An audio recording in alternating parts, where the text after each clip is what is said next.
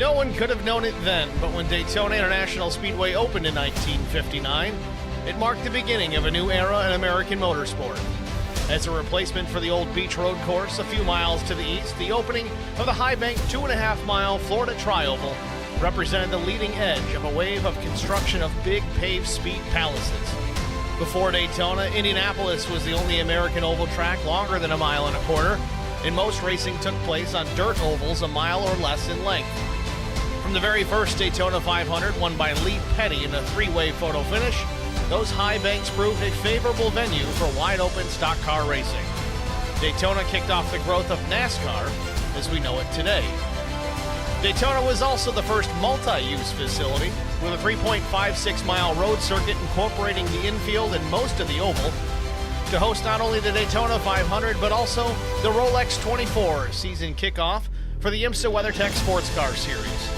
The AMA's signature Daytona 200 Bike Week, the WKA's Daytona Kart Week between Christmas and New Year's, and a host of driving schools, clubs, and other events.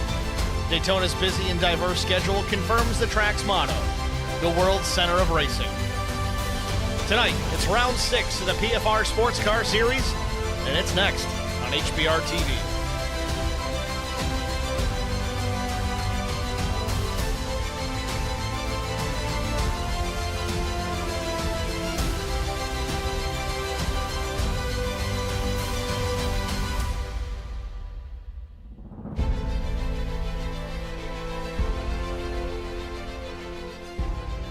Good evening, everyone. Welcome to the virtual Daytona International Speedway. I'm Steve Singer with Zach Millett in the broadcast booth. We're HBR TV. How you doing, Zach? Hey, Steve. Not too bad, man. How about you? Doing well. Qualifying underway here. Let's take a look at the race information. Of course, it's a 1-hour sprint, as always, here at the PFR Sports Car Series, but air temperature 68 degrees, humidity 63%, partly cloudy skies, though you can't see them. Lights are on here at Daytona. A 7-mile-per-hour breeze. That may or may not affect these race cars, I'm assuming. If it's coming west to east, that's going to give you some tailwind coming down the back straightaway into the bus stop chicane. We'll see if that affects the drivers. Let's go down trackside, though, see where everyone's stacking up in qualifying.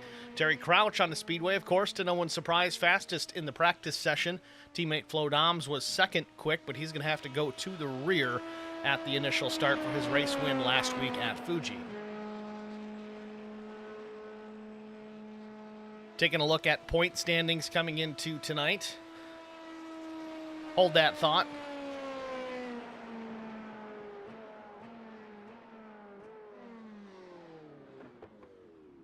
Terry Crouch wrapping up his lap, 1:34.10. Chris Pio on the Speedway, 35:07 was his best.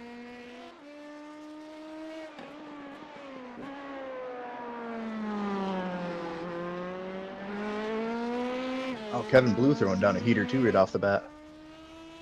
Not a surprise, honestly. Kevin was quick in practice. I think third overall. Spent a lot of that time in the second position until Flo Doms was able to lay down a 1:34 lap. In fact, let's take a look at those lap times from earlier on. Terry Crouch, again, was fastest, 1:34.638. Flo Doms, a couple of tenths, almost 3 off of that. But Kevin Blue, third quick, about a half second shy of that fast time. But nevertheless, still a solid lap in the practice session. So we talked about the point standings. Here's your LMP2 standings. Flo Doms, again, has to go to the rear to start tonight's race, but he comes in as the points leader. 740 points to be exact. Teammate Terry Crouch, a 693. Chris Generelli, third, 668. Sean Roberts, 610. Alec Vorotnik, 595, and so on down the line.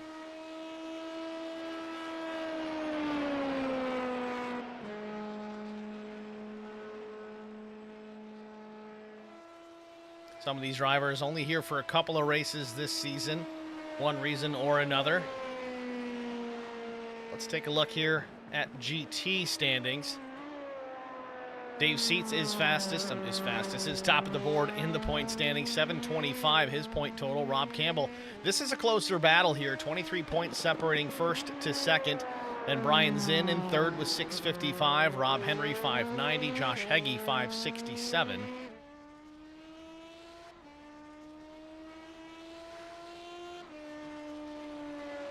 And Derek Welch in the stream chat. This is that stupid track. Well, at least I thought this was his favorite track. At least it doesn't have that chicane out of turn 4 like the NASCAR layout had, but it can be tricky if you're an oval guy for sure. I particularly like this place quite a bit. It's not my favorite, but it's right up there in the top 3 with Watkins Glen, I would say. Maybe even Canadian Tire is in that mix. You know, rumor has it that Derek Welch is so fast here that he only drives it with 1 foot. 1 foot? No, that could be. A lot of them old school oval guys are 1 foot driving.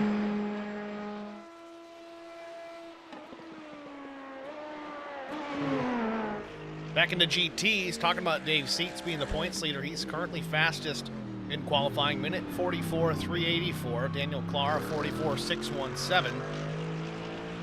Now, talking about wind penalties from last week, Elliott Hellier will need to go to the rear. And actually, Elliott's in a different car this week, so I don't think he's running for points because that does affect how you earn points, switching up your vehicle. But he's in the Porsche. I think he was in the BMW the previous weeks.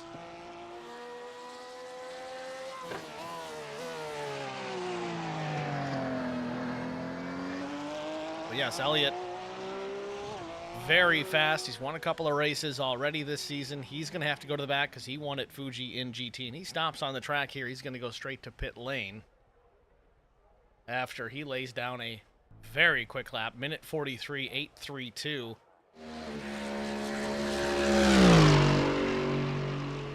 Kevin Blue in the stream chat says, DW, Derek Welch, banned from PFR for being too dang fast.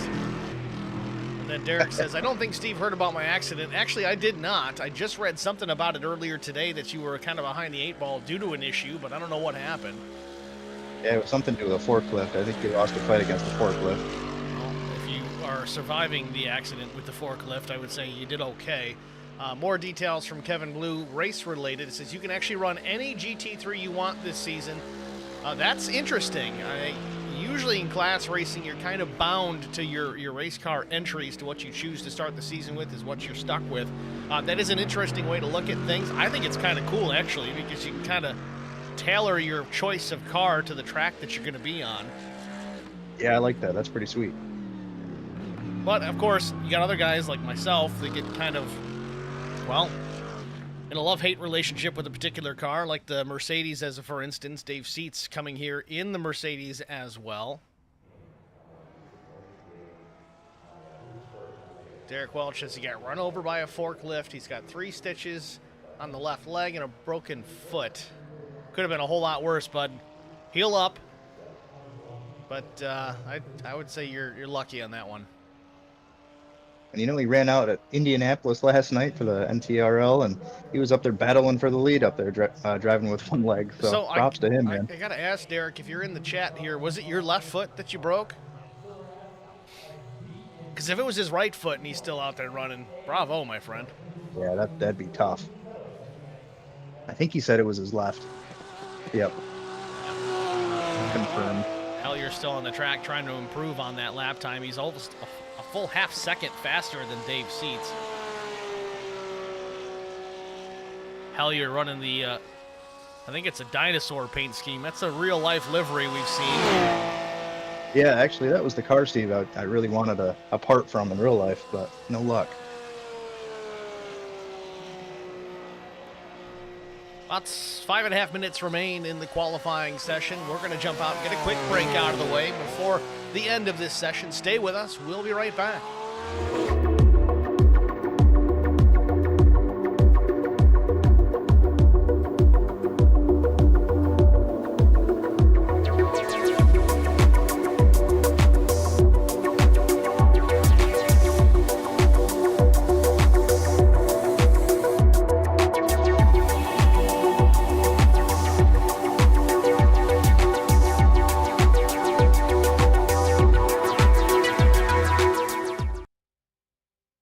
I met Marco Scarza when we were doing radiothons for St. Jude Children's Research Hospital. We needed sponsors to help us raise money, and he's always the first one to jump in. I would describe Marcos and his team as upstanding, someone you can trust, and he is just a genuine guy.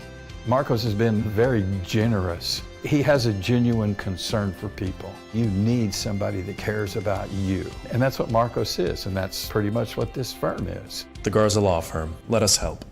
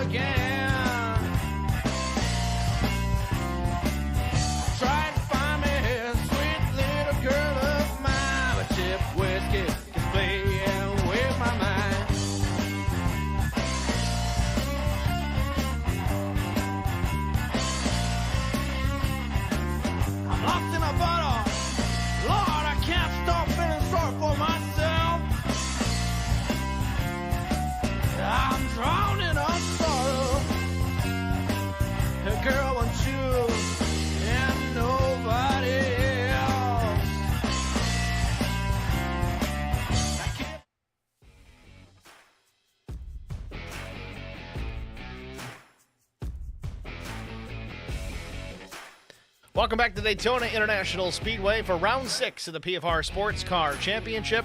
It's Let's take a look at our starting grid on the pole position with a lap time of 1 minute 34.096. It's the 59 of Terry Crouch. Outside front row, going to the back, it's the 13 of Flo Doms. Row number 2, it's Kevin Blue, Chris Generelli. Row 3, Chris Pyle, Brandon Domain.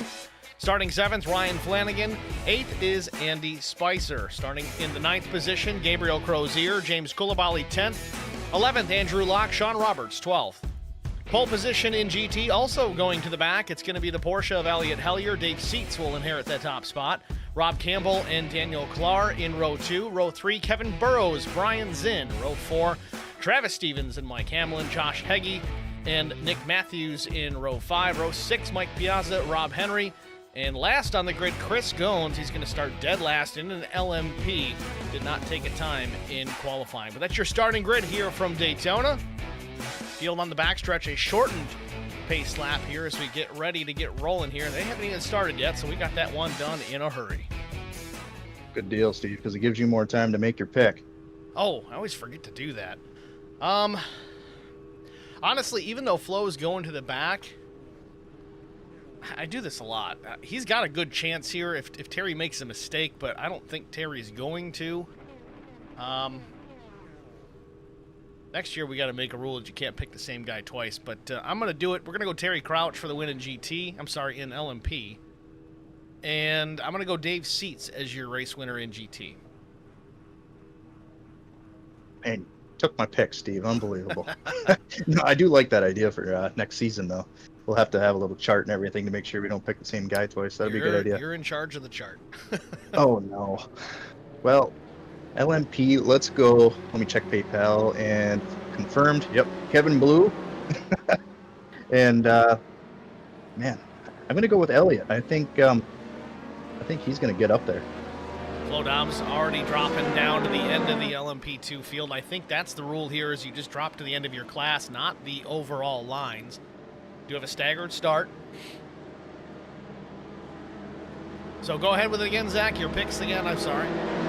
I'm going to go Kevin Blue for the LMPs, and then I'm going to go with Elliott. I think he's going to make the run up from the rear of the field. Worst to first. All right, we'll see how it goes.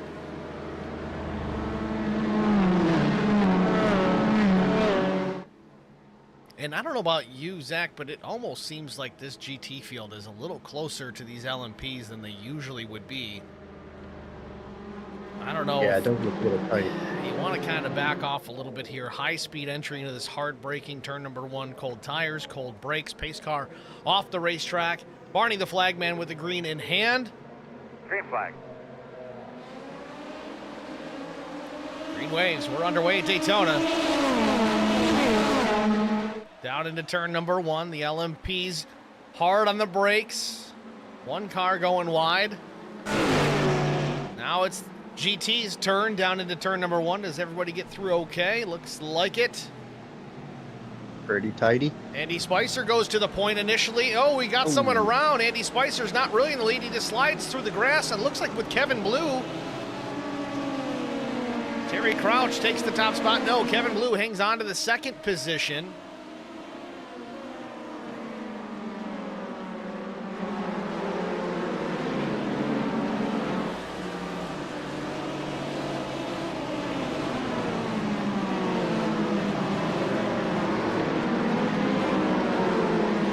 Drivers trying to get tire temperatures up to snuff, right where they need to be to provide maximum grip.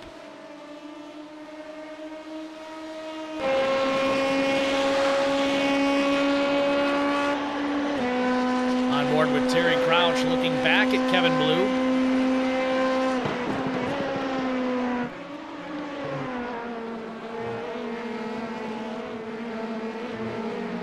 Boy, so smooth through there.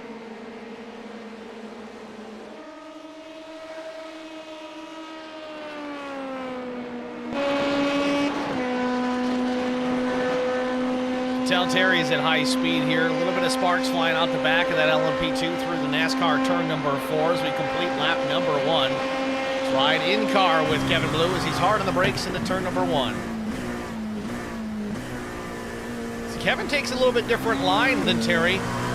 Keeps it to the left. There is a lot of grip actually to that low lane, but some guys opt to swing it real wide, kind of arc their entry into that second left-hander. Yeah, I feel like the wider entry gives Terry a little better exit off.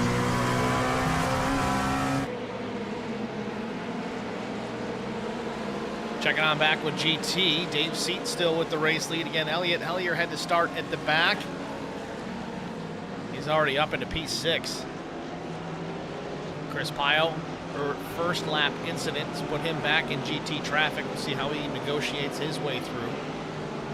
You know, Steve, that was a good move by him when he spun out. He could have just turned left back onto the track right there, but it would have gave him a pretty good black flag for course cutting. So it was a good idea to cut back across the grass and get back on. In that big of a cut, too, I don't know if it would have given him a slowdown. I think he actually would have had to come to pit lane for it. I'm not sure, but that's a pretty significant portion of the track to skip. It's like skipping the infield, so to speak. Right.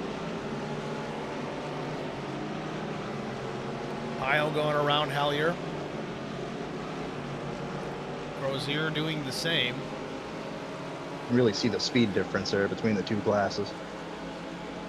Here's the thing, though. Hellier's got to catch Kevin Burrows in the BMW. Now, Burrows is another TLDR SimSport driver with plenty of pace behind the wheel.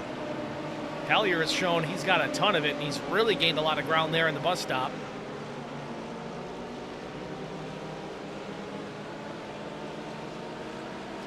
I think they're calling that the Le Mans chicane these days, aren't they? That's what I've heard, yes.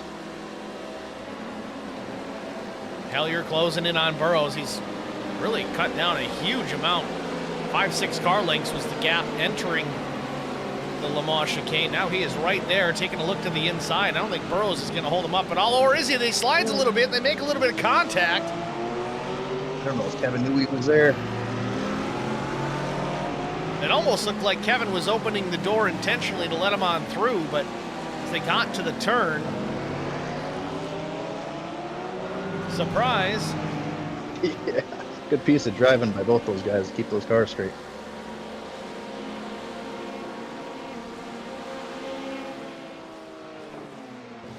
So that'll move Elliott Hellier up into the top 5.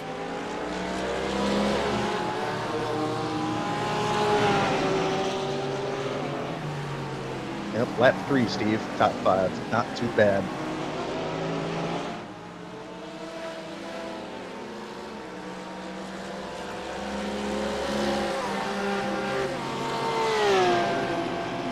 Well, let's go back to lap 1 here. It starts with Andy Spicer going off the track. Both drivers coming together, Spicer and Crozier.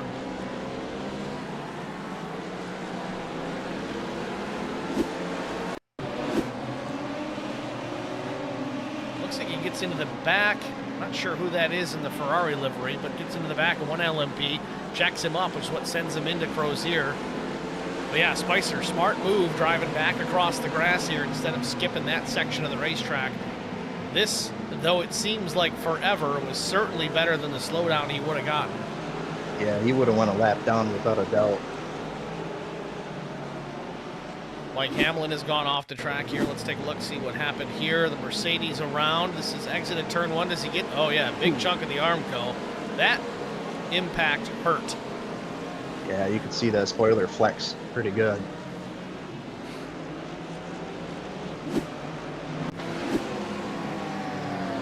Terry Crouch still with the race lead, 2.3 seconds back to Kevin Blue. It's Chris Generelli, third, Chris Pyle, Ryan Flanagan, the top 5 in LMP. Then checking on GT, of course, Dave Seat still with the race lead, our points leader coming into tonight. Rob Campbell, well, to no one's surprise, he is right there in contention. Had an issue last week. Early on, was closing in on Elliott Hellier and unfortunately had a problem, went off track and nosed it straight into the barrier. Took away his chances at a win awfully early. Good spot here in the second position.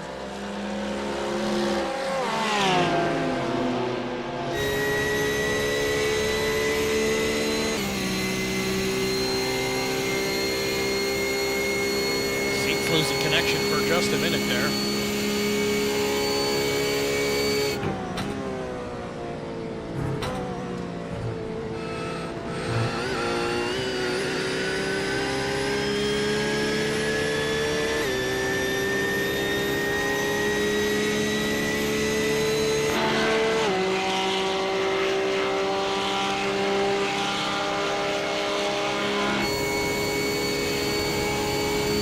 Campbell's got some company.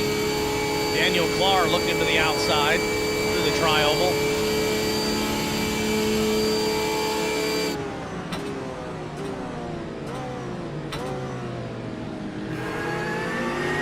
Brian Zinn closing in as well. And off in the distance, you see that green Porsche. That's Elliott Hellier continuing to close the gap. Oh, early on the brakes. Clark goes wide. Didn't anticipate that early of a break out of Rob Campbell.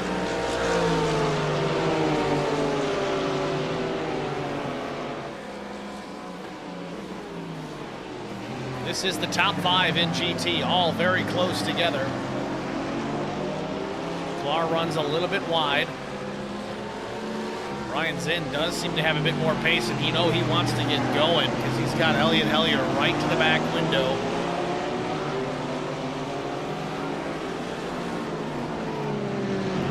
Clark's going to get a run here. We'll see if he can make this pass down the backstretch into the bus stop under braking. Equally prepared cars here. We'll see what happens.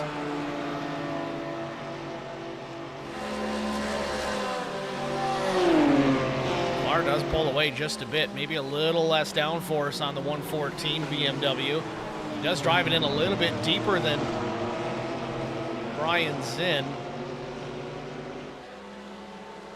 Yeah, it's almost like you wanted to check up there before that chicane.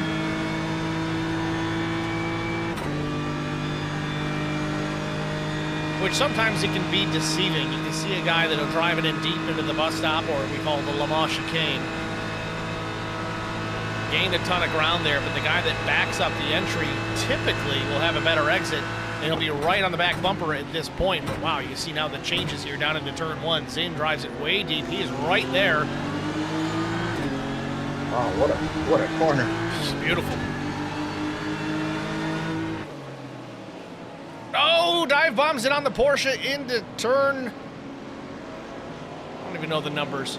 It's one of the horseshoes.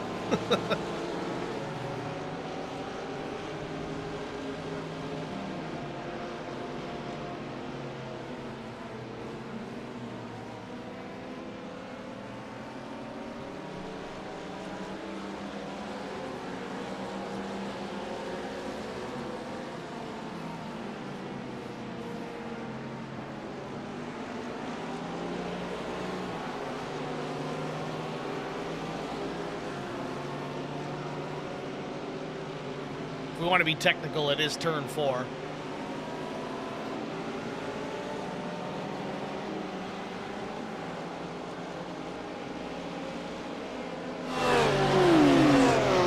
Continue to watch this fight here. Terry Crouch, though, in LMP. We'll check on them again. He does still have the race lead overall. 2.6 seconds ahead of Kevin Blue. I'm not sure if Terry had a small issue on the racetrack. Looks like Sean Roberts is in trouble, or was just a moment ago. He's at speed again. Let's take a look and see. So down into turn number 1.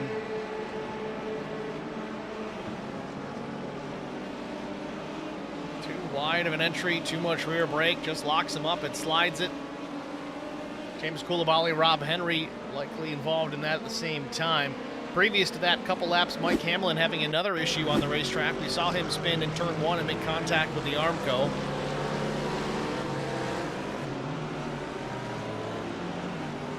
And turn 4, same thing, just slides around. Doesn't hit anything this time. Just toes right back. Ryan Flanagan in the off-track issue. This might have just been a too wide. Oh! Tank slaps it a bit. That was the exit of the chicane. That's the worst place to go off track. It's going to take him so long to get back up to speed.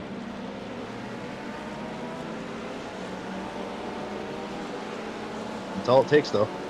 So watching that with my limited iRacing experience, watch it one more time here. We're going to go a little bit slower. Again, from the blimp, my perspective is if he kept his foot on the throttle and just corrected it with steering, he might have been okay, but I think he panicked a little bit and lifted.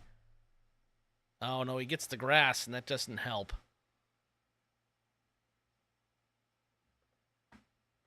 Again, still lucky not to hit anything, but it's going to cost him a ton of track position.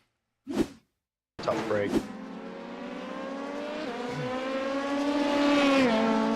Ryan Flanagan in the stream chat. Ah!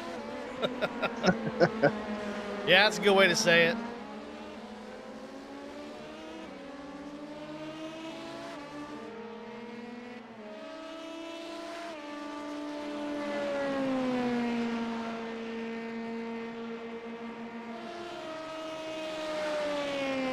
So I think with that, Flanagan has taken the opportunity he's already lost a ton of track position. I think he's opting to hit pit lane at this point.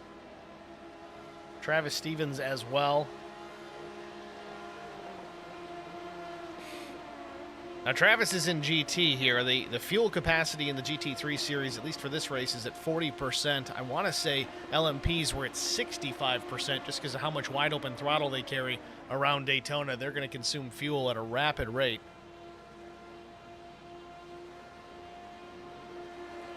Stevens is down and away.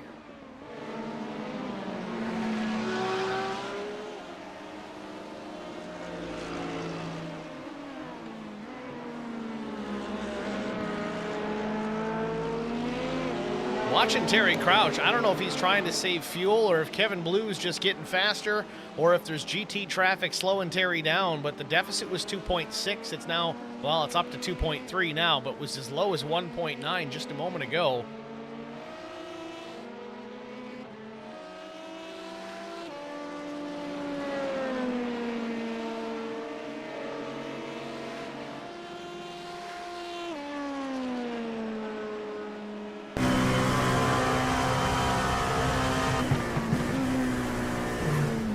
Board with Kevin Blue. Oh, runs a little wide. That's his first off track of the evening.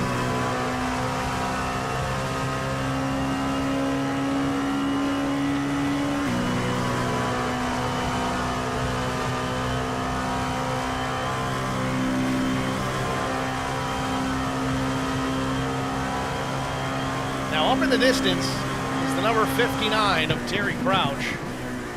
We were talking about almost a lap ago. Thought he was slowing down. Now Kevin Blue is losing ground, almost 2.9 seconds, the deficit to Terry. A lot of oversteer on exit. You see him putting some opposite wheel input into the car on corner exit. We'll see if he does the same here at the exit of the next horseshoe.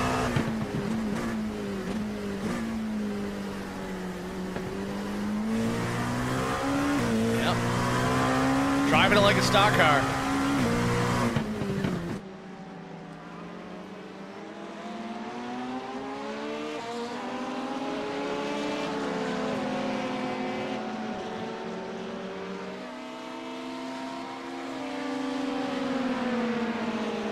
So looking at the stream chat again, Flanagan's in there, says I've got zero grip with the setup, wrong gear stack, tires are too hot on the right front, frozen on the left.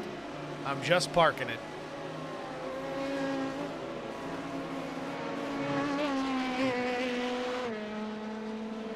So, Millet, I don't know if you're still with us here, but what's a good way to really correct that? Is it, you know, if you can't get enough heat into those front tires, can you try and move the brake bias up front? Yeah, you're going to sacrifice the handling, but at least you can get some more heat into the front tires, right? Oh, yeah, definitely. You can build some heat up by dialing that forward, but yeah, like you said, the handling is going to be pretty rough. It's going to want to push into the corner pretty hard, but I don't know if you could sacrifice 2-3 laps doing that and then dial it back and pick up your lap times. I'd say it'd be worth it. Or even just go all the way to the front, try to get some heat in the tires, and then slowly pull it back kind of in the middle, find a happy medium there. You're not going to have necessarily the lap time, but at least it's drivable at that point. Right. For those that may not be connoisseurs, so to speak, of auto racing, or may not have the technical background to know what brake bias is effectively, it's the ability. Ooh, Kevin Blue trying to get around the GT, and he bins it into turn 6. He saw him flashing the lights. That was at the Porsche of Rob Campbell. We'll go back to our brake bias conversation in just a minute. Looks like he might have got away with it. The damage doesn't look bad at all on the Kevin Blue machine. In fact, I don't see a bent piece of body work at all.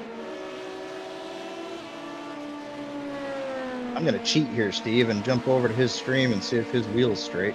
Well, there you go. That's an opportunity as well. But going back to the conversation about brake bias, in these race cars, you've got the ability to control how much of the percentage is where. As far as the front brakes in your street car, usually 60-40, 60% front brake, 40% rear, or 75-25, depending on the car and the weight distribution, that sort of thing. But in race cars, you've got a little knob or a button that you can adjust that with. You can send it 50-50 brake bias, which is great, but it's a little more difficult to keep the car straight under braking. It will slow down faster, but it's a little uneasy in the tail end of the car on the brakes versus moving them to the front. It's a lot more stable. That's why your street car is about a 75-25 or a 60-40. Makes it stable under braking, whereas he did have some left front damage there. Just Kevin Blue getting that fixed with the fast repair. He's going to probably take this opportunity to make this his regular stop as well. He's already lost some track position. But yeah, that in a nutshell, that's your brake bias conversation. Yeah, Steve, he had a little bit of a toe out issue, not to mention the bodywork damage, but he was struggling just to get it around that lap to come in and get that fixed. So it's a good thing he had that quick fix, gets him back in this thing. But now he's got 41 and a half minutes to run without a safety net, so Kevin Blue's got to be careful. He had a strong run going, was running P2 when that happened. I'm hoping that's enough laps to keep him kind of in the strategy game. It doesn't put him off cycle too much. Let's try and get a look at it again here as we were watching it happen live. A little late here in this instance. We'll back it up. In fact, let's go on board with Kevin Blue as he approached this Porsche. I bet this corner's going to be real hard to see. Yeah, he missed his brake point big time. And a lot of that's just because he's trying to get around that Porsche. The Porsche changed lanes, saw Kevin coming at the last minute. Not much you can do at that point.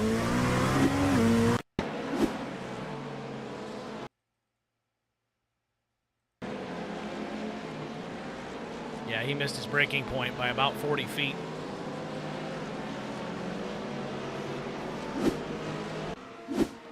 Pit stop's underway.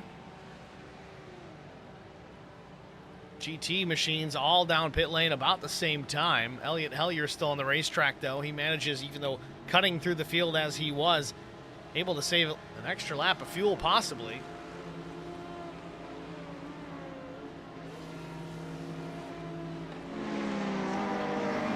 Hellier's still on the racetrack. We'll see if he makes the decision to come to pit road this time.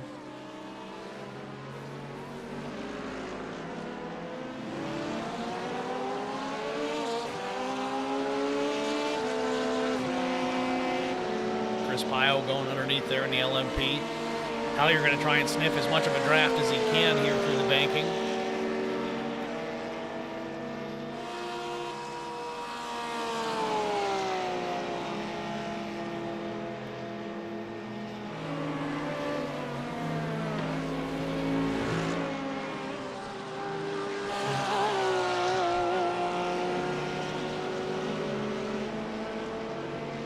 Boy, I love that sound, Steve. Doesn't get much better than that. Certainly doesn't. Sound of that Porsche. Music to an auto enthusiast's ears.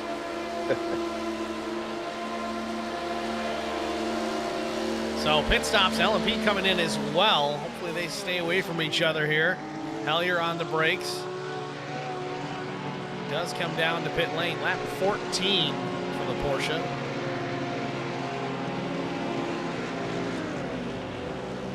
Ooh, does he have to back up here? Just got lucky enough. Brandon Domain in his box. He's actually changing tires here after the first 20. It's an interesting strategy. Not necessarily a bad idea. It's not that the tires are wore out yet, but they might be by the end of the run as far as the race is concerned. So later he can do a splash and dash, not worry about putting fresh Michelins on. He can just get the fuel and go. Chris Goins in pit lane. Chris opting to jump out of the LMP2. He's in the BMW this week.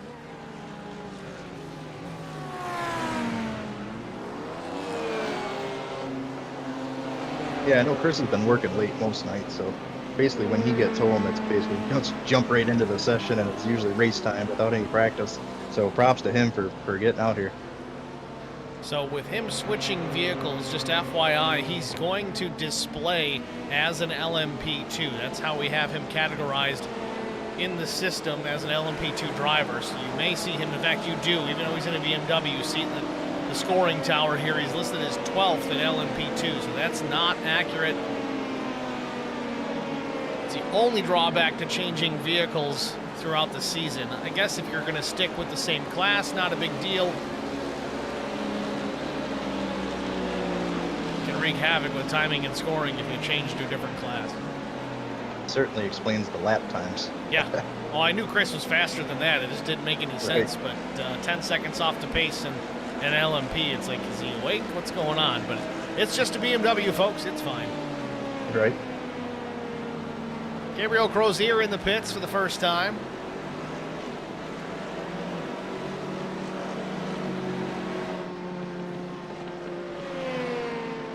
See if Gabriel opts for tires.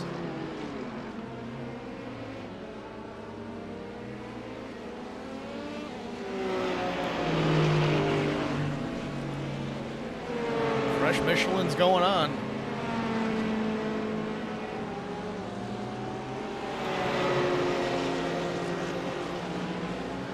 So ironically, through the cycle of pit stops, look who's out in front. Had a feeling. Elliott Hellier from worst to first. All drivers have made their pit stops. Hellier is not doing a gamble here. 17.02 seconds was his stop. David Seitz, who was leading this race for the first 20 minutes or so, his stop was a 17.60. So Hellier, just on pace alone, takes over the top spot. Dave Seitz 1.1 seconds behind. That is impressive, isn't it, Steve? I mean, it's lap, what, 16? Didn't take long. No. LMP2 cars are in the pits as well. Terry Crouch, Generali, Flo Doms now up into the second spot. We'll see how long. He's going to take tires as well. It seems to me that's the play here with these prototypes. Bolt on fresh tires on the first stop. I'm just going to make the assumption that they're not going to do that on their final stop. It'll be splash and dash. Terry Crouch down and away. Flo Doms about to come off the jacks.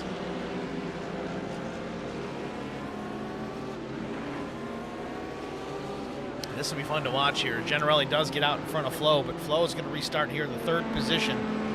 35 minutes remaining. He's got a shot to track down not only Chris Generelli, but Terry Crouch.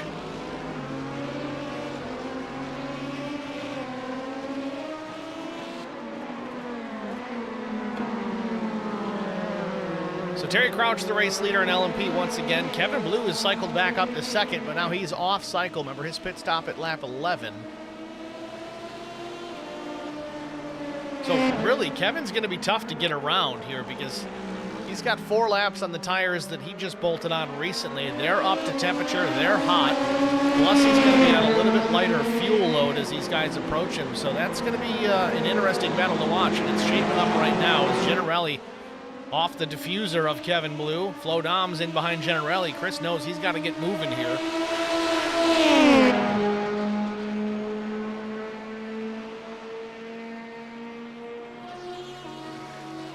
See if we see a move here. I think you're gonna Flo with the slipstream. Probably got that car fairly trimmed out. Thinks better of it. Didn't have a good enough run to make it, especially on cold tires, but he's got the pressure on.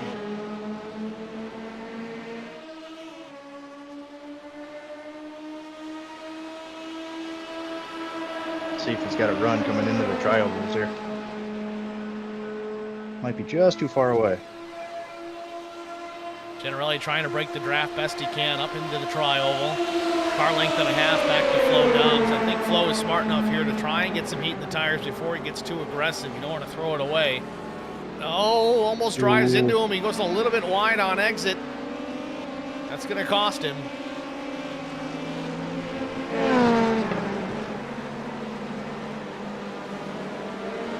It's going to be tough for Flo because Generelli isn't looking in his mirror. He's looking straight ahead at that 54 car. Well, I think he's looking in his mirror, to be honest. Yeah, he wants to take care of Kevin Blue for sure, but he knows how fast Flo is. He is a threat. He wants to get around Kevin to kind of put some distance between himself and the number 13 and rolling roadblock, so to speak. And it's not to say that Kevin's slow. He's been very quick here tonight, but any chance you have to put a car between you and a faster car, you take that opportunity. It was actually a pretty good break for the 19 car because Blue actually gives him a pretty good pull down these straights. Yeah, in this case, it really does help. And like we talked about with Kevin being on light fuel, he's able to accelerate a little bit quicker out of the corner. So this does work out nicely for Generelli, but also Doms is going to pick up a slipstream off Generelli, so it kind of evens out. They're all pretty even through there.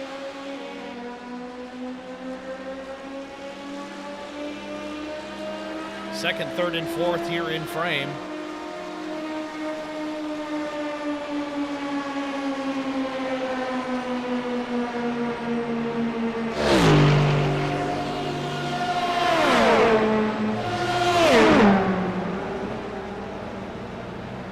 Generelli goes wide. Toms takes advantage. He gets to the inside, takes over the third spot. Generelli now back to P4. Dom's now going to set his sights on Kevin Blue.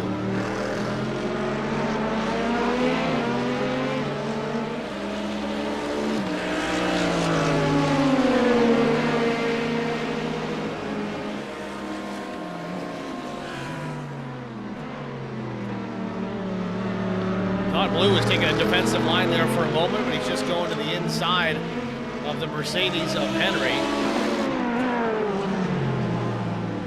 Oh, Blue goes a little bit wide here. Getting back out of the NASCAR turn number 1. Doms is going to take advantage once again, so he's got 2 here on this lap, but Kevin's going to battle back on the outside.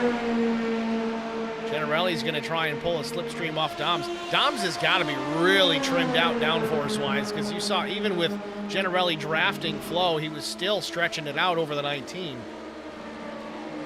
Oh, it makes those cars so hard to drive. They're still just flimsy side to side, It's scary to drive, really. It's tough, but man, if you can master it, especially here at Daytona, low downforce is the way to go. You really pick up a lot of time. Up on the NASCAR side of things, the infield, you might suffer a bit.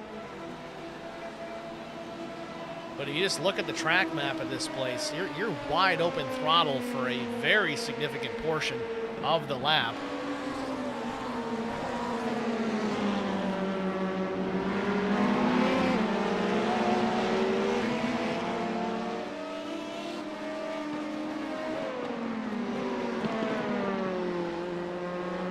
Dom's up into the second spot. He's got to erase 11 seconds to catch teammate Terry Crouch here. We're just past the halfway point here at Daytona International. We're going to jump out and get an HBR TV side-by-side break, but stay with us. You won't miss a minute of the action. We'll be right back.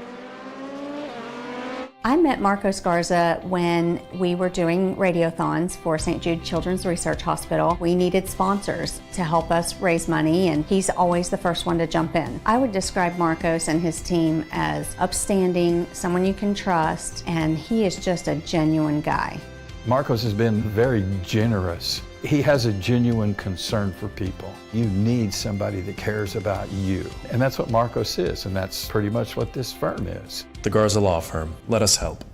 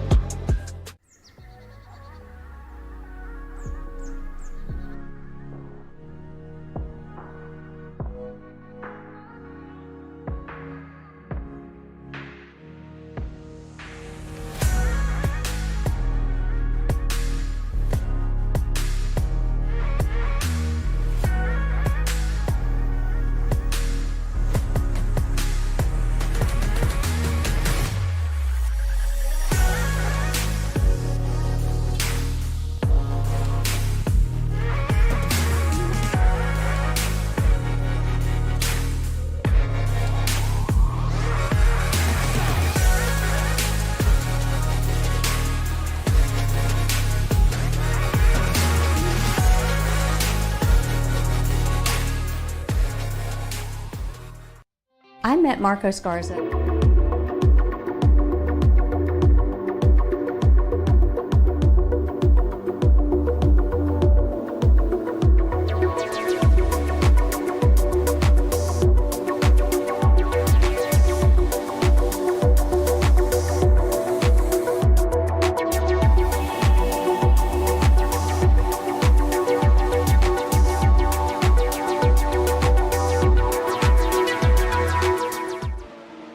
While we were in HBR TV side by side, you saw Kevin Blue have an issue, and he almost has another one there. Drives through the grass on the exit of the Lamar chicane. He's got to take a breath here. Let's get a look at it. You saw it again during the side-by-side. Let's get a full screen view of what happened to the 54.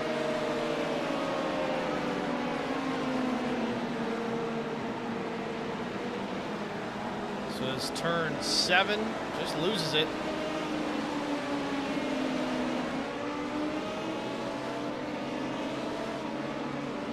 He tries to spin it around, and then he didn't hit anything initially, but trying to get straightened out, he hits the left rear on that exposed concrete.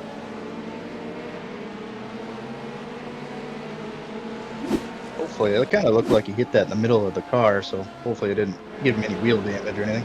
He's back in the pits here, bolting tires on. This would be his final stop of the day. It seems that when he gets close to the end of that pit cycle, it's time to wreck. Yeah.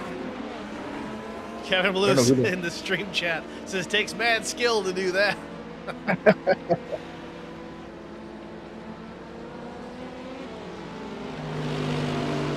So just checking back out front in LMP. Terry Crouch still the race leader. Flo Dom's the teammate in the second position, but still 10.3 seconds back. Last laps for these drivers, Crouch ran in 35.89. Doms was quicker, but not by much, just shy of a tenth faster at 35.80. Now Crouch goes at 36.40. I don't know if he had some GT traffic to contend with there, but that's really what this is going to come down to. And though we have a decent field here, it's not a 60-car field like you see in the Daytona 24. There's not as much traffic to contend with, so that could be the issue that we don't see here in this particular race with GT traffic, slowing the leader down just enough that Flo Doms can reel him in. And these guys are so evenly matched that, I mean, that's really all you can ask for is maybe some GT traffic to be in the way at some bad spots, and that's what it'll take. Jason Blaney in the stream chat, that's a familiar name, says, I totally would have ran this if I knew it was a thing. Wow, I'm jealous. Well, Blaney, the season's not over yet. I think we go to a road in Atlanta next week. I got to double check that, but they've got all kinds of road racing here in PFR Sim Sports. So if you need a link to the Discord, just hit me up. You've got my ability to see what's going on there. You can message me in Discord. We'll get you the link, and you can talk to Kevin Blue. Kevin Blue would be your contact for this league if you're interested. Yeah, Blaney, you got some great tracks coming up on the schedule. So you got, like Steve said, Road Atlanta, Sebring, Coda, Long Beach, Road America, and then our favorite, the Glen. There you go. Great way to close out the season. Sean Roberts in trouble. Yep, turn 7, same as Kevin Blue. Brandon Domain possibly mixed in with that. Yeah, they're right here together. Let's see what happened with these two.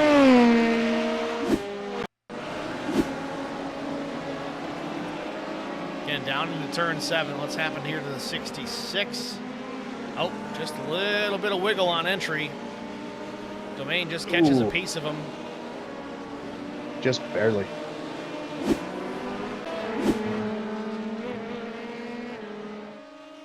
But it moves Brandon up into the 4th spot.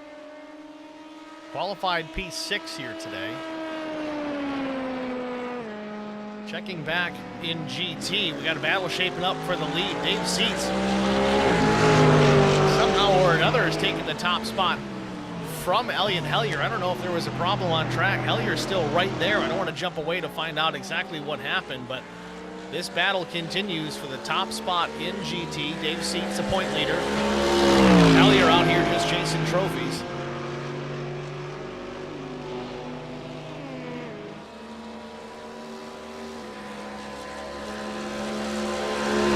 Could be some kind of strategy here too, Steve, with maybe some fuel mileage. For Hellier, yeah, but he's still going to have to stop. I mean, if anything, he's just trying to shorten up that pit stop length. Oh, it goes to the inside. Good exit for Hellier. He's going to take the spot, I think. He goes to the inside. takes the lane away from seats. It's the power of the Mercedes up top and the low trim of the Porsche on the bottom. I think the Porsche is going to win out here out of NASCAR 4. Crossover coming now. The Mercedes has the slipstream. We'll see if he makes a move into 1. He is right there. I just don't think he's got the room to do it.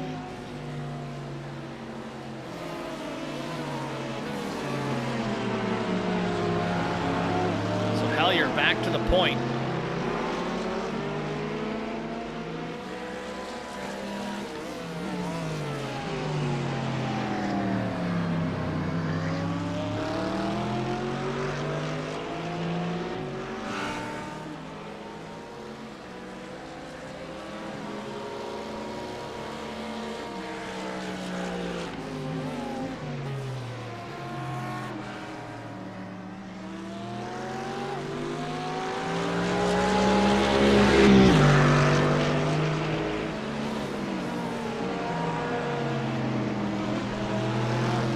Pit stops underway once again. Flo Dom's just exiting the pits, completing his final stop. I believe final stop.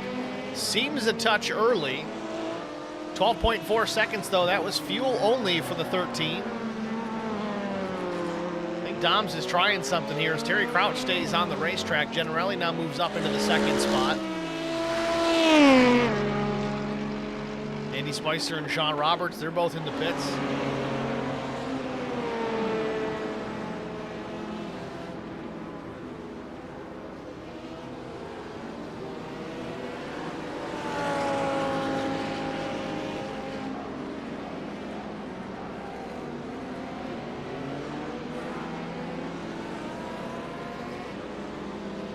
Just to follow up on Jason Blaney, we said it was a familiar name here in the stream chat. Jason has been running over an LSR, and Spicer gets into the wall exiting the pits. That's not a great way to get out. But we mentioned with Jason Blaney running, it was the Lone Star Racing Cup Series last season. They're running the Next Gen Cup car, had some success over there. I mentioned that, though, because coming up this Thursday here in 2 days, it's going to be race number 1 of the Lone Star Racing Truck Series, their 3rd season with iRacing. We'll be covering that live here on HBR TV as well, so make sure you tune in for that. Stream is already scheduled, so if you want to know what time it is, you got to check it out. YouTube.com/@HBRTV1. Again, turn on those notifications. You got to like, you got to follow, you got to subscribe. And speaking of that, we're about 3 numbers shy of 600 followers here at HBR TV, so if you haven't already done it, please give us that like, follow, subscribe, you know, all the good stuff. All those buzzwords that all those social media streamers so often say. It sounds cliche, but it's important. It does make a difference. It helps get more eyeballs on the channel, and of course, whatever league that we're covering. It's a benefit to both parties. 600 is a pretty cool number too, Steve. That's a pretty big accomplishment. Especially in Charlotte.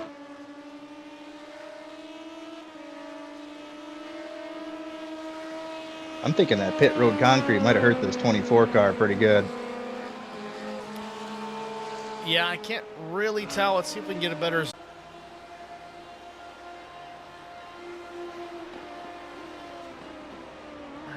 It's tough to say. Right side doesn't look too banged up, but it's not handling great. No, I think he's got some suspension issues or something.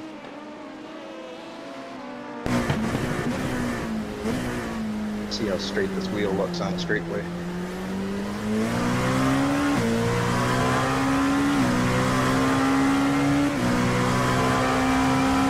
think it looks pretty good. Oh yeah, it looks better than I thought it.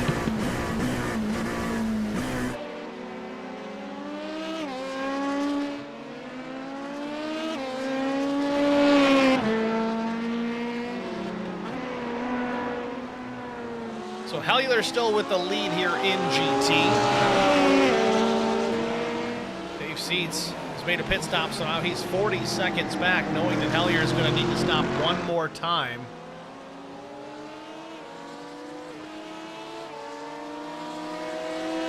James Coulibaly in the pits. This would be his final stop of the day. Final planned stop, that is. Not a real aggressive entry into the pits, but certainly doesn't go too far.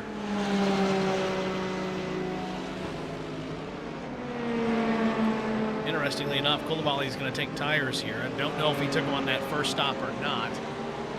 But it does make sense to take them early rather than later because you don't need as much fuel depending on when you make that final pit stop. Coulibaly exiting pit lane. Terry Crouch just going by on the outside through turn 2.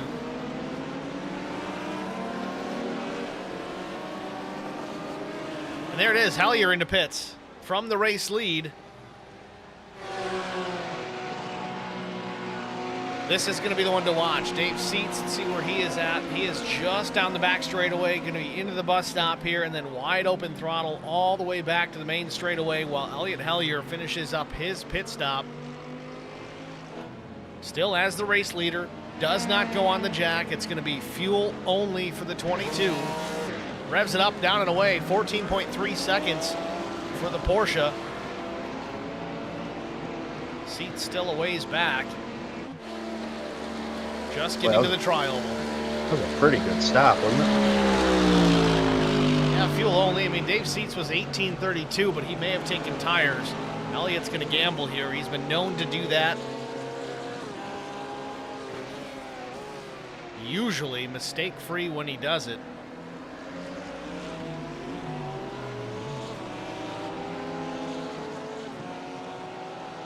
Battle in LMP2 really not shaping up right now. Terry Crouch with a 12-second advantage over second place running Chris Generelli. Flo Doms, he's 37 seconds back from Terry Crouch. But again, mind you, Crouch has only made one pit stop thus far. He will need to make one final stop here in the closing 14 minutes of this race. It'll be a short one. It's probably what Terry was planning on, just a quick splash and go.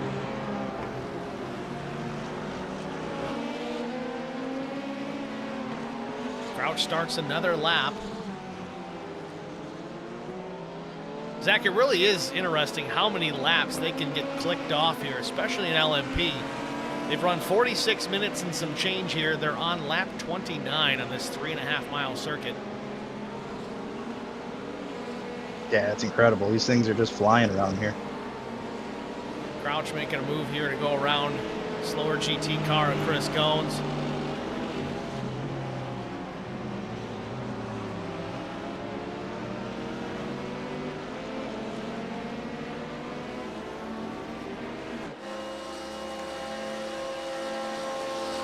So after the pit stop here with about 13 and change minutes to go, Hellier still with the race lead. He's got a 5.6 second gap back to second place David Seats. Now honestly, this still works out pretty well for Dave Seats because Hellier hasn't run all the races this season. Again, Dave came in as the point leader.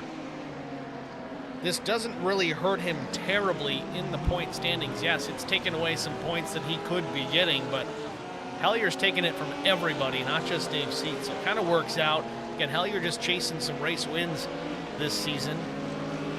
But again, I don't know if he keeps performing the way that he has. He had to go to the back here to start this race.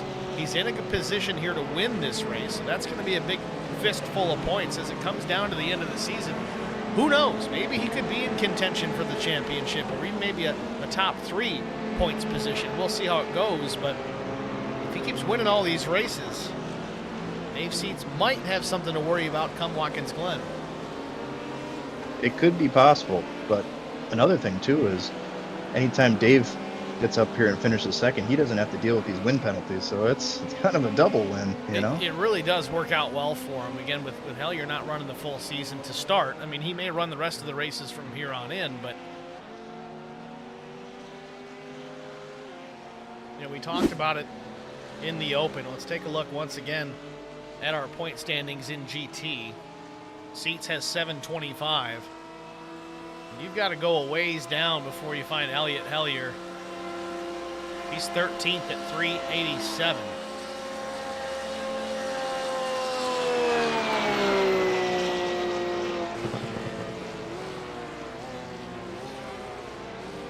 So I don't know. We'll see how that plays out throughout the course of the season. It's still fun to watch, though.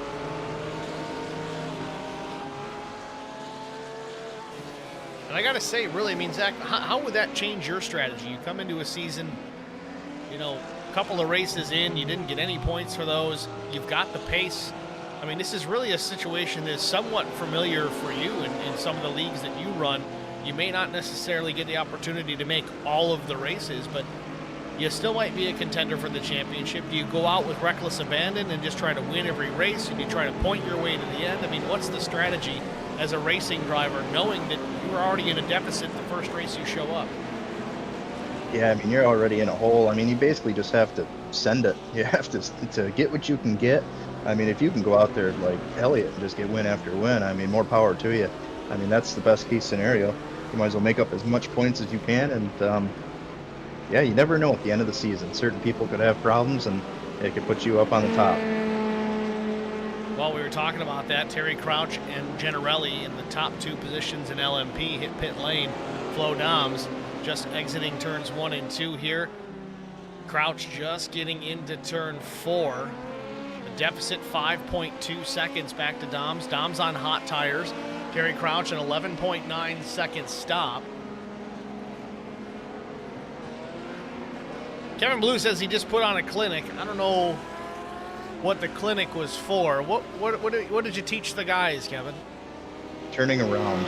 We'll just talk to him. We're going to pull him up into the broadcast booth and get a word with the driver of the LMP2 number 54 with Rich DPC on board. Kevin Blue, you got us?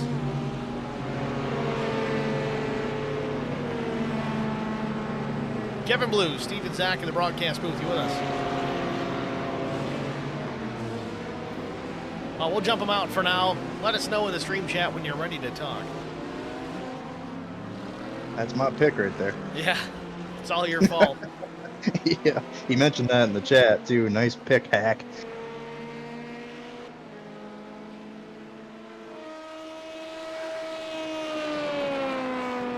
Crouch still with the race lead. We'll see if Flo is able to close this gap with 9 minutes left.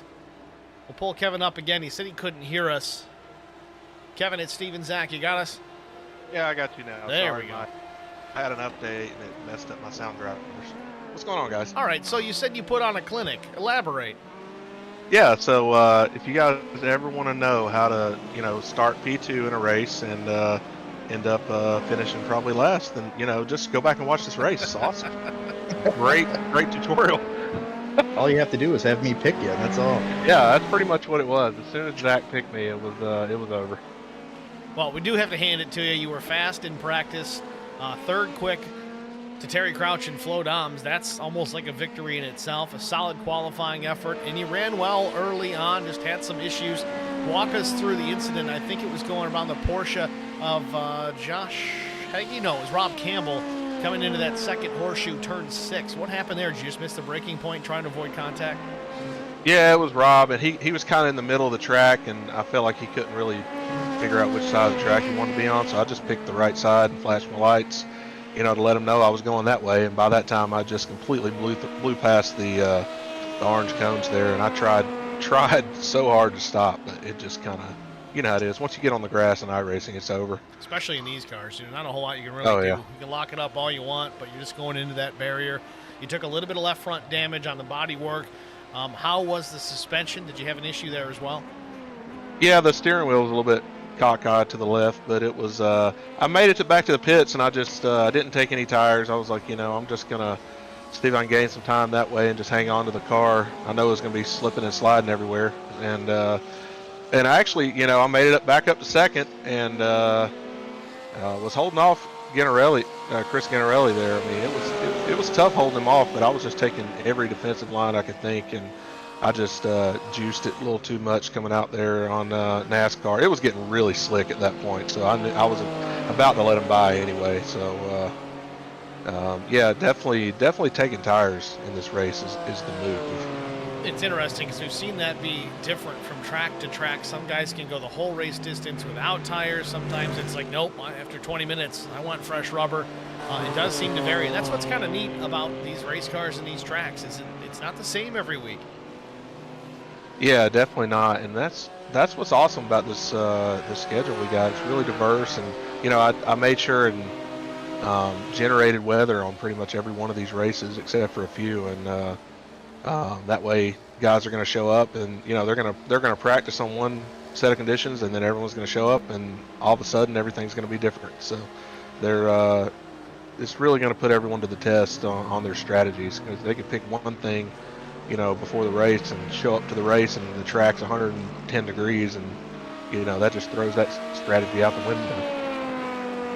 Well, speaking of generated weather and the session setup and so forth, we talked to Ryan Flanagan, at least in the stream chat, about the setup. Now, I have to ask, I thought you guys were running fixed setups, but are you open set for this?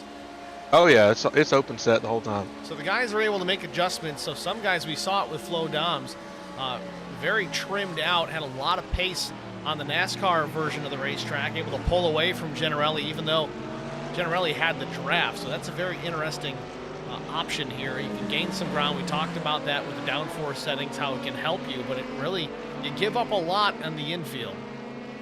Yeah, definitely. I try to run open setups in all these road leagues. I know the GT3 series last season, we ended up running fixed sets because of the big iRacing update, and there really weren't any VRS or majors or any of those setups available for those for that new tire model. So we just ran fixed setups last season, and so we went back to open setups for this one. Got it.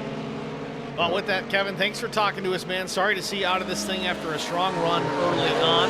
We got about 4.5 minutes remaining in this event, so me and Zach are going to get to it. But again, thanks for chatting.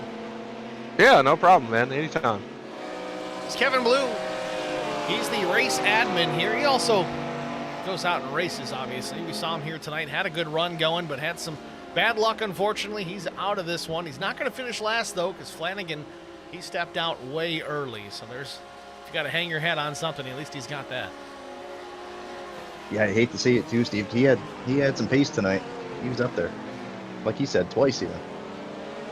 Yeah, even after that incident in turn 6, that second horseshoe, he was able to battle back into that second position. Granted, he was a little bit off cycle with pit stops, but it still might have worked out in contact with the 24 and Campbell. Andy Spicer making contact with that pink Porsche.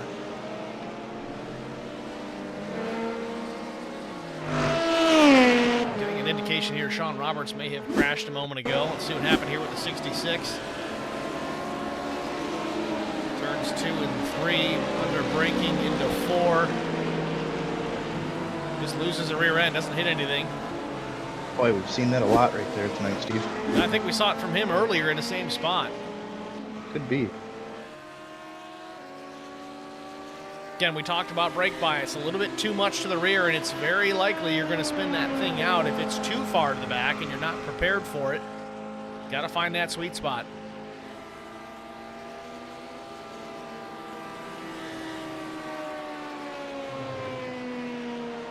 Three minutes to go here from Daytona. Terry Crouch, your race leader overall in LMP. 7.5 seconds over Flo Doms. He continues to stretch out the advantage. Last lap, a minute 35.86 to Flo Doms, a minute 36.59. Elliott Helliard started last. He's up in the lead here with 9.7 seconds of leeway to worry about behind him to Dave's seats. Last lap for Hellier, a 43.27. I'm trying to remember what VRS time was when we did the Daytona 24 this year, but it was right there at 43.27. I think that was the time to beat. He is flying.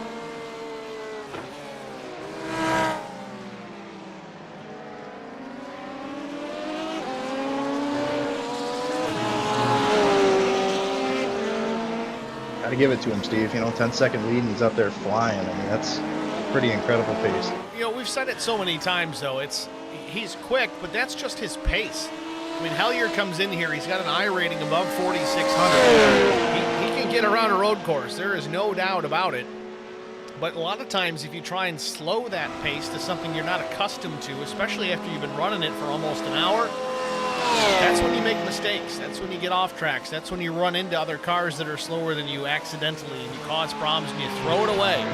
Don't want to do that, so Hellier's still in the gas here, trying to turn laps the best that he can. I'm kind of the same way. When I ran this league in GT3, I always try to get that last lap of the race to be my fastest. Because again, if you don't push, at least with me and a lot of other guys out there, you tend to make a mistake. Yeah, I can definitely say I'm the same way. And it is something about the road course racer in us that we all want that fast lap on the last lap. Well, it's bragging rights. I mean, you want to be quick. You want to be like, hey, look what I did on that final lap on worn tires, but no one ever says, yeah, I was out of gas, but grip is still important even though the car's light.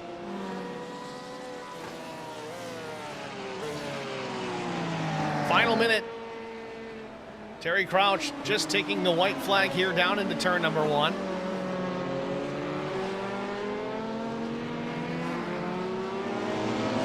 Getting word from some of our spotters, Kevin Blue, that Terry Crouch almost had an issue with the GT3 car just a moment ago here in the late stages of this race. Luckily he gets through it.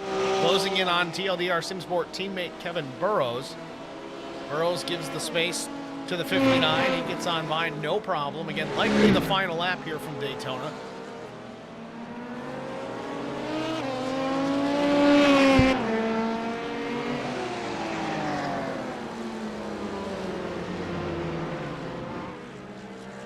See, the Mike Piazza has gone off the track into the grass. Nothing too significant.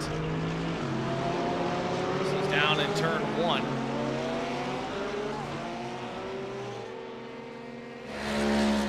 Again, Terry Crouch with a very similar gap back to second place Flo Doms. It's now 7.3.5. Hellier with 7.3 back to Dave Seats. Now it's wide open throttle all the way to the checkered flag for Terry Crouch.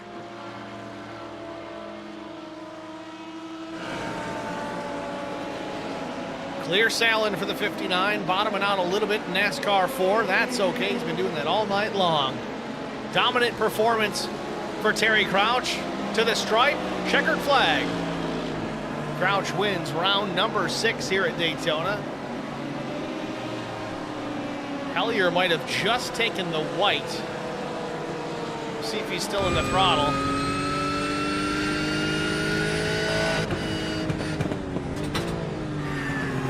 So it looks like it's Dave, and we got Dave. He's under second behind him. It's showing that Kevin Burrows on back has taken the checkers. So it appears that the battle for the top spot is still on here. Hellier in Seats. Seats is right there. I don't know if this race is officially over for them. They are not marked as checkered flags. And if they were, this is the fastest cooldown lap ever. Yeah, but see, Hellier was way off the pace there. I think he thinks that he took the checkers because he crossed the stripe just before Terry Crouch. He may have seen the flag fly, but officially hasn't taken it. I'm looking at the timing tower. You see the little checkered flags here on the left, the right of the gap. They're only showing for third place and on. I think we're still... I think this is the race here. Seats with the lead now. Hellier in the second spot. We'll have to confirm this post-race.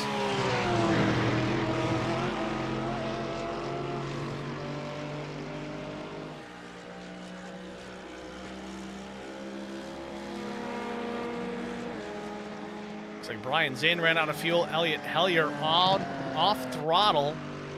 Seats is still in the gas. I'm not sure if he's going to take the checkers here or if it's going to be Hellier the last time by. We'll have to straighten it out, but at the stripe, you see it just now goes to Seats. Hellier hasn't crossed just yet.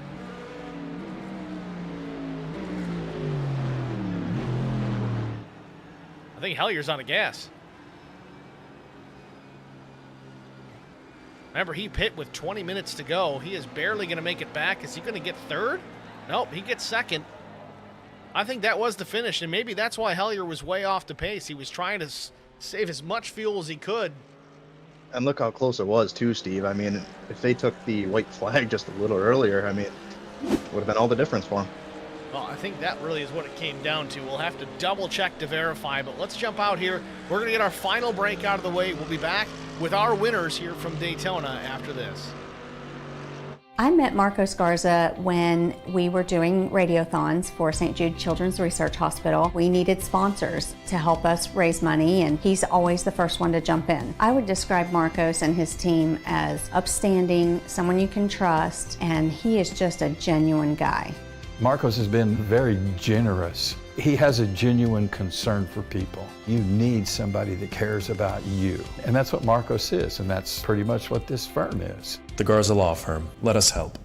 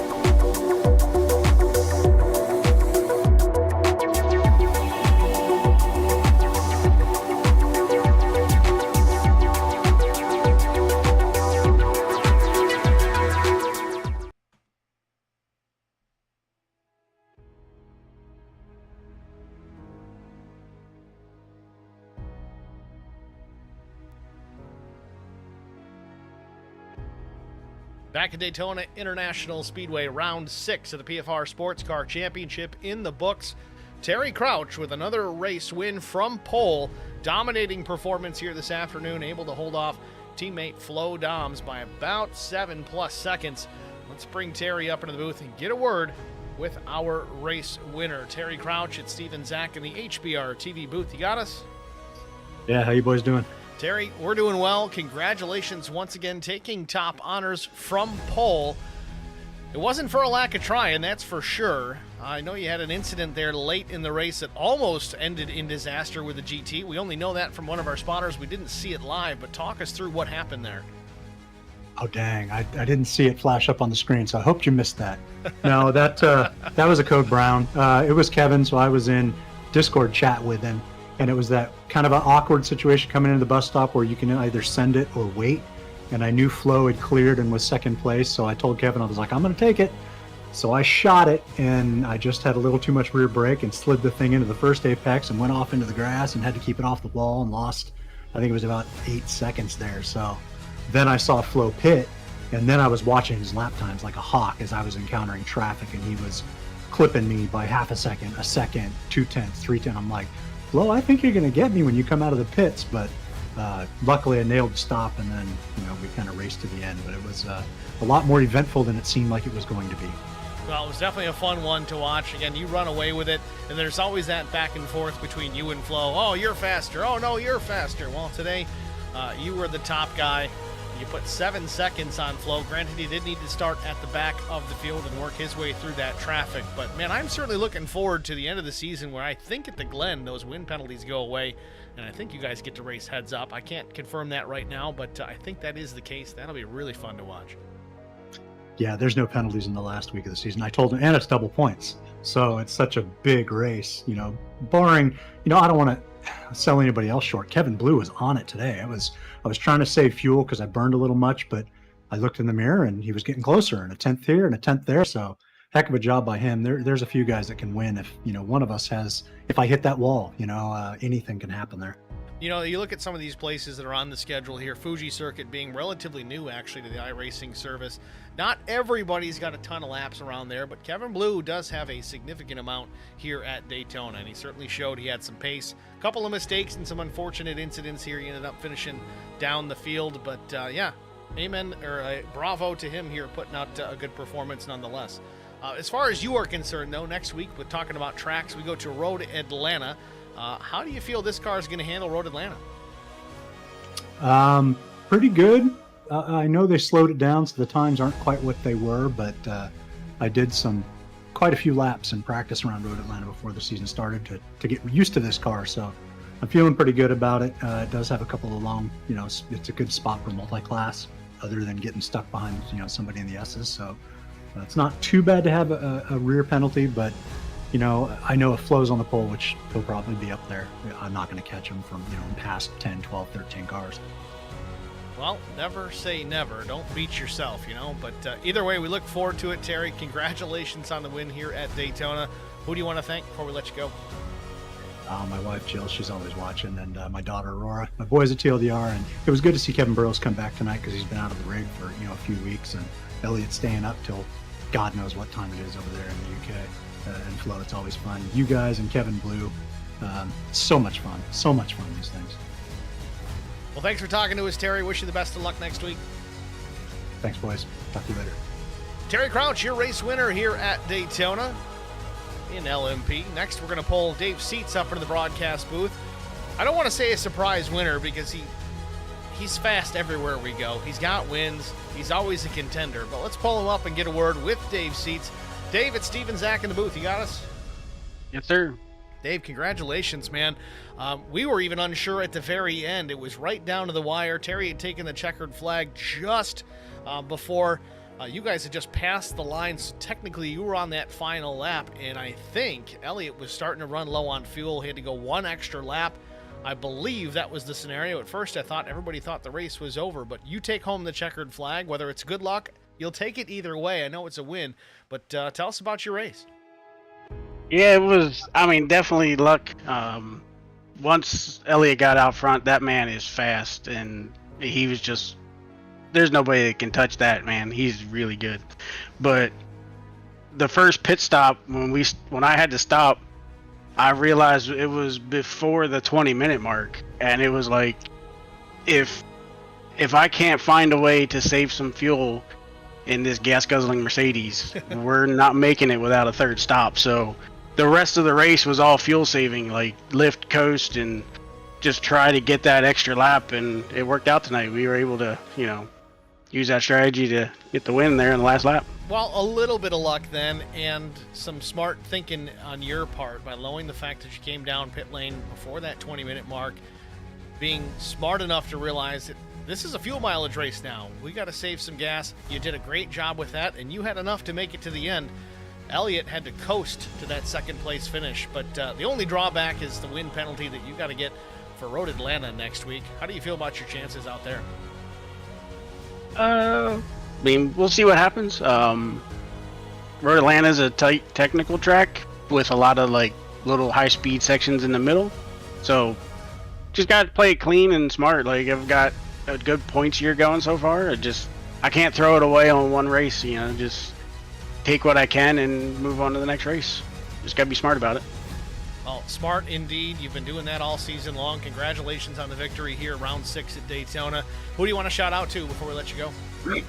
I want to shout out you guys up in the booth for the broadcast that you put on.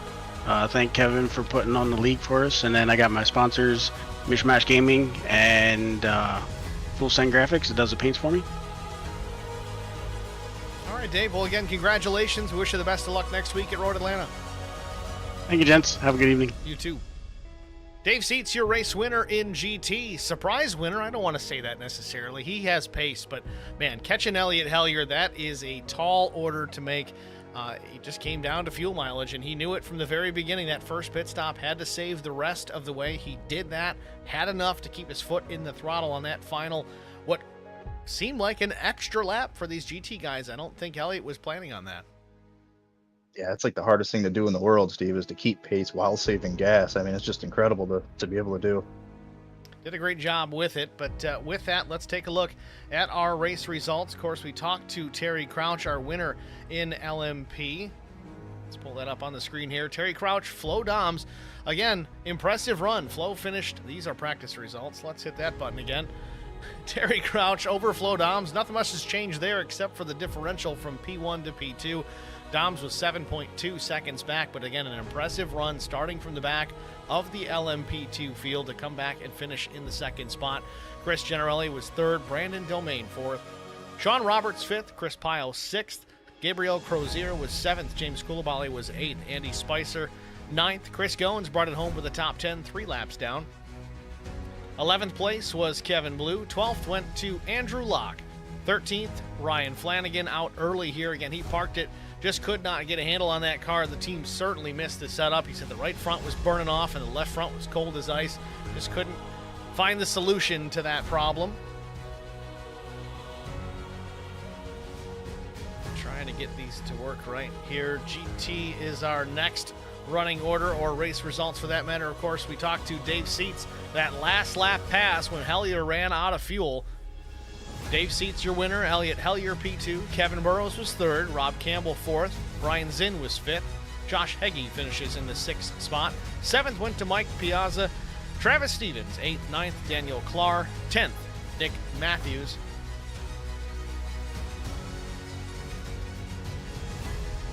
Trying to get this to keep going. This does it every week. I don't know why. There it is. Rob Henry was 11th. 12th was Mike Hamlin. And that rounds out your finishing order for GT3. So next week, we go to Road Atlanta. I don't know if Mr. Millet's going to be here or not, but hopefully we can have you up here in the broadcast booth. Always a joy to have you up here helping us out with the broadcast. It certainly makes for a better production, that's for sure. Yeah, man, I love being here. I should be good to go next week. My work schedule this summer is just incredibly insane. But yeah, if I'm off, I'm not missing one of these races, man. I love being here. Well, either way, we appreciate whenever you can jump up into the broadcast booth. If not, well, we'll get it figured out. No big deal. But I want to thank you guys for watching and tuning in to the broadcast here tonight. Of course, the stream chat was busy, albeit mostly drivers, but that's okay. We'll take it however we can get it. Thank you guys for tuning in. If you haven't done it, remember, we're only 3 shy of hitting that number 600 as far as our likes or followers are concerned. So hit us up, youtube.com/@HBRTV and the number 1. Help us out, folks, and then turn on those notifications so you don't miss a moment of the action.